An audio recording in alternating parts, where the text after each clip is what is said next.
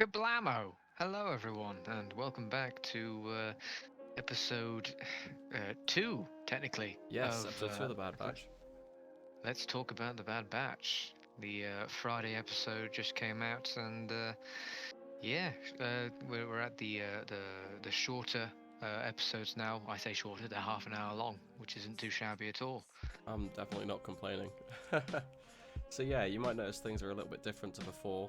That's because Phil and I aren't in the same room. Because No, if you hadn't noticed, I'm a little bit ill. So keeping our distance from each other. It's a wise idea. But yeah, what did you think of it? I thought it was it's very interesting how things have, because obviously we've only had the big singular episode, and I didn't realize how much it would feel like the Clone Wars episodes again, going back down to this length of time. Yeah, no, I don't know. I sort of felt like it was cut short. I guess because the only thing we've ever really seen of them is the four-parter, which in my head has sort of merged into one big long super Yeah, episode, and then we've had this one super episode. So it's exactly. And so we're kind of expected to these bigger story arcs, but it seems with the second episode, they've sort of reverted back to the sort of every like lessons and plot developments being contained all within one episode. You know, this one yeah, being mainly focused around Hunter having to take a pseudo father role to Omega. Um, Even though I don't think that's exactly where it's going to go. It's going to be more sort like there's going to be elements of being a father, I could have but definitely. it's Oh, sorry. yeah. I'm just going to say it's going to be more of like realizing that leadership isn't just giving orders, it's understanding the people around you and that. Exactly. Yeah. I think if last episode, if I was to have said which of them was going to end up being this father figure, I would have put all my money on Hunter because I feel Oh like yeah.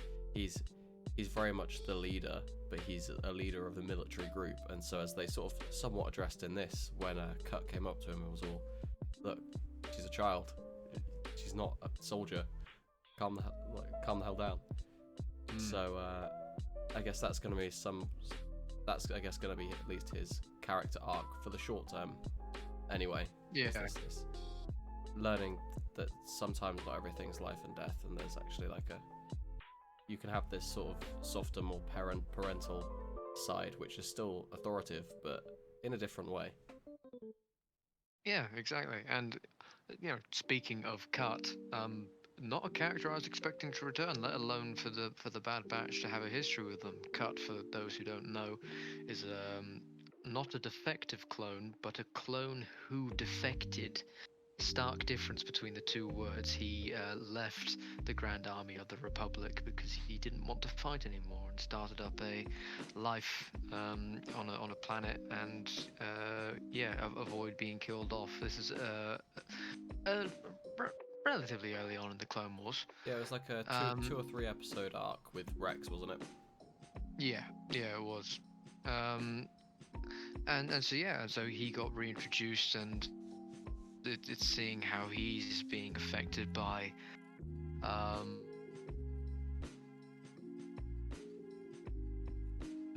Hello. mm, Oh, you cut out there. the empire and how things. You're you're Oh, you're, you're cutting out quite rapidly here. oh, good. But that's fine. I think we got mostly what you were talking about there, and yeah, I completely agree. And I wasn't expecting, as you said, him. We all yelled Rex at the end of last episode. Like we Mm, didn't think it would be anyone else. But now, having gone back and seen Cut, and they did mention Rex and how he went through a few days before. Part of yeah, me is almost feeling like this is going to be this series will be sort of a chase for Rex. They're going to be one step behind him a portion of the way, and then they will find him, and he may at least help bring the resolution to this Crosshair situation. Yeah, there is every chance. I think that, yeah, I mean, that makes most sense, seeing he is technically the most informed clone out of everyone, just because he saw Five's review on the matter. But that was something that I was expecting them to go a little bit more when they, brought Cut back in, um, was to see how he'd been affected by the Order, because he's a clone completely off-world, not affected by it at all. I guess not surrounded by any Jedi, but as we've seen from the first episode, um, uh, the inhibitor chips aren't just making the clones kill all the Jedi. It's them following, without thinking, every single order that, like, absolute. It's not even loyalty. It's like conscripted, demanded loyalty to the Empire. They sort of lost their personalities to an extent. Yeah, and I have no doubt that, let's say, Cut was brought in front of potentially some authoritative figure and given these orders, he would fall in line like the rest of them. But because I guess, yeah, as you said, he's not in that environment, so he's not exposed to that to then get sucked into it. Because or maybe he was, and he had this behavior thing, but when Rex came by, Rex sorted him out and got rid of the chip. potentially, yeah, which is that's something which I'd be interested to see. I doubt we'll see Cut again, at least for a while, but I would like to see him return. I think that was a storyline which I never realized I wanted to see again until I saw it, and then I was like, oh, yes. Yeah, because that was the thing. Back in the Clone Wars, his entire arc and storyline, well, it's less his arc, but rather what he taught Rex was about there's more to life than just the war. And it resolved itself really nicely. So no one was expecting anyone to go back at any point to return to Cut. But it was very interesting that they did, and I think especially dealing with the whole the fact that he's still technically a turncoat. He's a traitor because he abandoned the army, and how he's having to still live with the consequences of his actions. Yeah, and I mean, on a sort of side, but with the revisiting Cut, you could almost see the sort of the Omega being left behind arc coming almost from the get-go, from the moment they got there and he saw them playing together. You could see the cogs turning. So as an episode, I guess that sort of, I felt a little bit not let down, but it was annoying it was that predictable. The Clone Wars has been predictable in the past, but it was annoying that within the first 5 minutes of the episode, I could sort of sketch out the rough outline of what was going to happen. But it's in part, part of the issue is the fact that Omega as a character is who she is. She is a young child who has never been out anywhere, going in with a group of rebellious and dangerous people, and it's like it's so obvious that was going to happen. Yeah. Just by the nature of how they created this character. So I'm like, obviously I would have liked something a little bit, I would have liked them to play around with it a bit more, but I'm not disappointed at the fact that they went with the route that they did, because it's an obvious choice. But now they've got that out of the way, I really want them to explore Omega more and actually go into the detail of just not being such a simplistic child, because that's where the Mandalorian succeeded, in the fact that they just had this they had a baby, basically, so you didn't have to worry about a kid being distracted and doing stuff that they shouldn't be doing. You just had something that needed to be protected, so it basically worked as an object as important as anything else, like the Death Star plans or something like that. But when you have an infant who can make decisions on their own, you can do things like I was talking about last episode, of when I was expecting Omega to go out and pull something stupid because she's inexperienced. She did that this episode. I want them to not fall into the it's a trap really, because Yeah, it's the obvious place to go, but as we've seen from the Clone Wars, um, the show has so much more potential to be more than just the simplistic things you'd expect. yeah, definitely. I think once they sort of establish a sort of main character goal for Omega, because at the moment the initial goal was to leave with the Bad Batch, and Yeah. that's all there is at the moment. And I mean, we're only second episode in, there's plenty of time to establish this, but I think once that sort of gets going, they can sort of dig themselves out of this hole of taking the potentially simplistic route and actually exploring more, as with the rest of them, which I was also quite excited to see. We saw Echo do something, Mm, as opposed to last episode where he didn't really do much. yeah. I I think thought he's you'd definitely, appreciate that. yeah, and you got to see him in that second command position when Hunter was otherwise compromised due to sort of family discussions and sort of helping Cut. He then took sort of more responsibility for what he had to go do, and sort of showed that his elite training, as it were, as a slightly more stealthy specialist character came into play a bit more. And that was just, I guess, just enjoyable due to the fact that we didn't really see much of that last time. Yeah. Although one thing that I did find annoying was that, Echo spent 50 minutes trying to demagnetize the ship just to have Wrecker come along and tear it apart. I was like, completely understandable, but I would have at least liked there to be a line of Echo having some success and weakening the magnet so that Wrecker could do that, as opposed to just saying, I've been doing this for 20 minutes, I've got nowhere, please, big strong man, pull Yeah, it apart. I guess it's that's big trope, and it'll probably go the other way at some point. Wrecker will be trying to bust open a door that won't open, and then Echo will come along and boop, there it goes.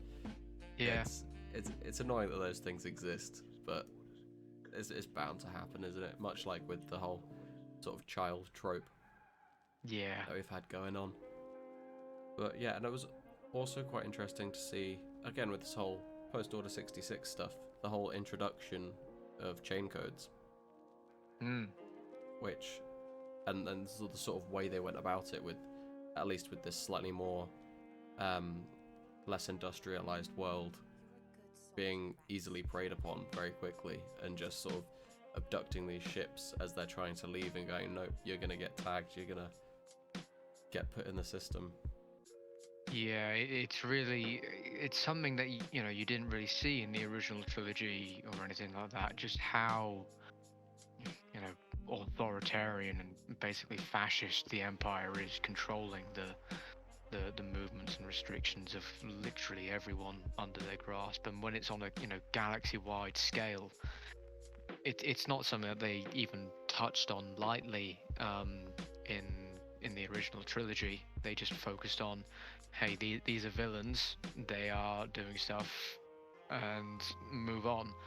Like, try and stop them. Whereas the prequels and all of the other series go into that much more, that finer level of detail to actually look what life is like on a civilian standpoint. Yeah, very much so. And it was it's also sort of, I guess, weird to see clones who you'd normally used to seeing as a sort of a good sight to see, seeing them in this quite scary light. Like, there was a lot of times where I was watching and I was getting quite tense because there was a clone nearby, and yet I've always been conditioned from previous Star Wars material to actually sort of feel like, oh yeah, it's a clone, they're gonna save the day, and actually, like, nah, they're there to kill. And it's that in itself is quite, I'm sure a lot of the civilians in this scenario would be feeling very, very much the same, especially from Republic Yeah. occupied worlds previously. Oh yeah, of course. I mean, and I think that's why the Phase 2 armor is so important, that it exists, because obviously with the extensions to the helmet and that, you see the slow advancements towards stormtroopers. Yes. And so if we'd never had the Phase 2 armor and it was Phase 1 armor the entire way along, the change would be a far more jarring. Whereas because with their more aggressive behavior and everything else that they're exhibiting post 66, you're seeing those stormtrooper-esque elements to their characters, even though they're not even fully fleshed out characters. They're just people giving lines here and there, but you see the development, and it's really it catches you off guard. Yeah, certainly. I'd say, I guess we're only going to see more of that in future, really, aren't we? So, Yeah. that's gonna be pretty cool. But yeah, with this being a shorter episode, there is a lot less to talk about, and so I don't know about you, Phil, but I'm sort of I've spoken about everything I really wanted to speak about here. Yeah, I think that basically covers everything. I mean, we've been speaking now for near enough half the length of the episode itself, so that sort of puts it in perspective, which is roughly the same as what we've done for our previous stuff. So it all fits in line. Aside from the trailer, which was 2 minutes. Yes. Then we blew up. There's so much more speculation now. We've got a lot more material and story arc to actually work with. It's yeah, well, that's pretty good. Well, I've prepped some Battlefront 2005 classic footage. Wow. To yeah, exactly, with a mod to enhance the graphics so it's slightly less old looking. But yeah, I think it's time to call it an episode then, if that's everything. Nice. Yeah, Yeah, think well- so. So, thank you everyone for tuning in, or every single one of you, if not just one of you, if not maybe just me in the review. But hey ho. Yes, so don't forget to like, comment, and subscribe if you enjoy the video. Hopefully I'll be less sick next week. And we will be back in the same room. Yeah. Bye. So long.